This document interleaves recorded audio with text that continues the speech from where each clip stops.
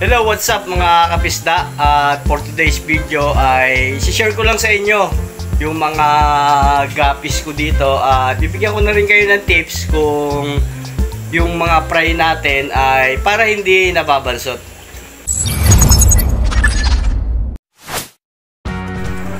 Okay mga kapisda, ito yung rack natin ng guppy dito sa shop.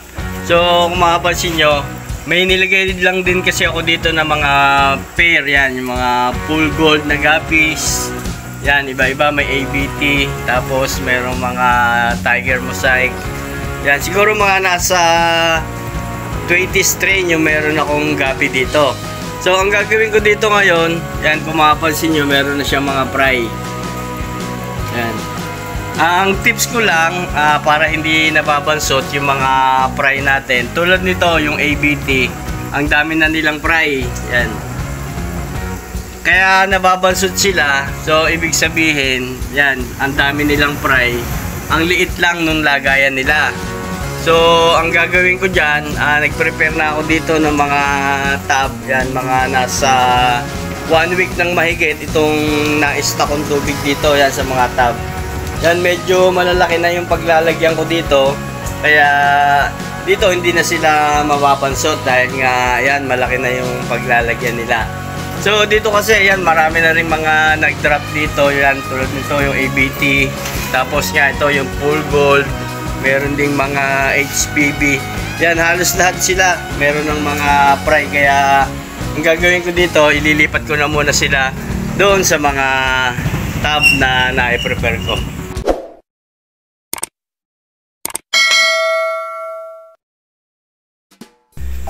Okay, ito mga kapisda, at nahuli ko na yung mga fry nitong ABT. So yan, medyo marami-rami. Nilagay ko muna siya dito sa ganitong tab, then ilalagay ko muna siya dito. Ito, dito natin siya ilalagay sa tab na to.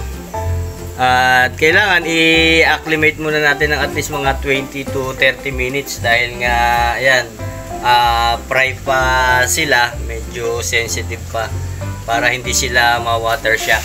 So after 30 minutes, yun, pakakawalan na natin sila. At yung iba, uhulihin ko muna para mai-acclimate at mailipat na rin natin dito sa mga tab na naka-prepare.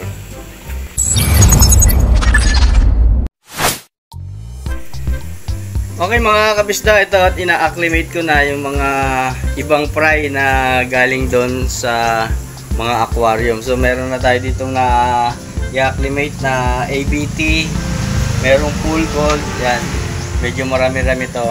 Tapos dito meron ding blue Moscow, yan, medyo maliit lang yung lalagyan na to dahil hindi naman sila sobrang dami. At ito yung electric blue Moscow, yan, i-acclimate ko lang muna sila. Ito pa lang yung nahuhuli ko para ilipat, at after 30 minutes pakakawalan ko na sila. Then yung iba naman kasi medyo maliliit pa, siguro sa mga susunod na araw ko na ililipat. So yun lang yung tips ko para hindi mabansot yung ginagalawan nila, kailangan mas malaki. At isa pang tips mga kapisda, para mas mabilis ding lumaki, tulad yan, malaki na yung lagayan, kailangan pakainin din na natin sila nung mga pagkain na mataas yung protein, like nung mga live food. Ako kasi ang pinapakain ko dito, ito, nag-hats ako ng BBS, at kung paano mag-hats, may nagawa na rin akong video nito kung paano mag-hats ng BBS. Medyo pricey kasi yung ganitong BBS, kaya kung wala naman, pwede naman, kasi sa mga first week, ang pinapakain ko lang talaga yung boiled egg, yung itlog na puti, yung maglalaga ka lang, tapos yung pinakapula niya, yun, i-shake mo lang sa bote. Then yun yung pinapakain ko. Then ito, mga nasa 2 weeks na, ito pinapakain ko na din siya ng BBS ngayon para mas tuloy-tuloy na yung paglaki na. Yun yung tips number 2 ko para hindi mabansot yung mga isda natin. So isa pang tips, yung kailangan, syempre, yung tubig kailangan mapanatili natin na malinis. So hindi man yung dahilan ng pagkabansot, syempre pagka yung marami yung tubig, pwedeng magkasakit sila. Yan. Kaya dapat sanayin na natin na mag-water change tayo ng at least mga ano lang, kahit every week 30% okay na yon, or 20% basta every week.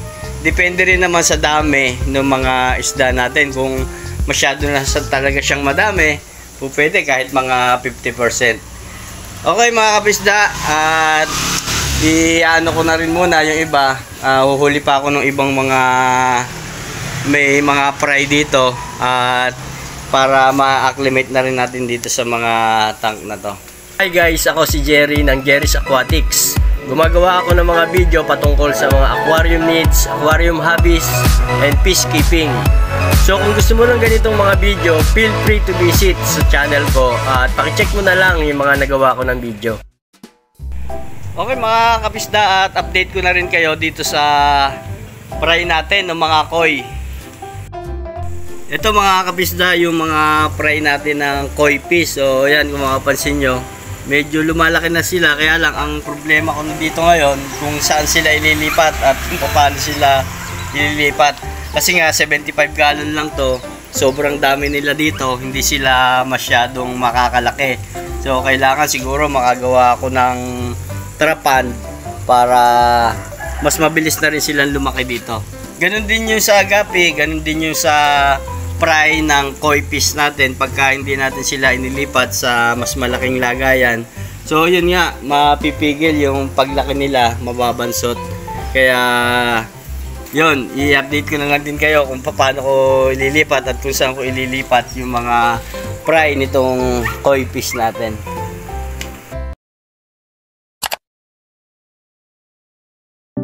Okay, so ayun mga kapisda, at ganyan lang yung ginagawa ko dito sa mga fry nung gabi. Yan nga, nililipat ko dito at para nga hindi sila mabansot. Ang tip number 1 ko, yun nga, yung lagayan. Then number 2, yung mga pinapakain natin tulad na to, yung BBS. At yung number 3 kasi ano sila, nailipat na natin. So syempre medyo papalaki na sila, dudumi na rin yung mga tubig nila, kailangan natin ng water change. Okay mga kapisda, at yan lang muna.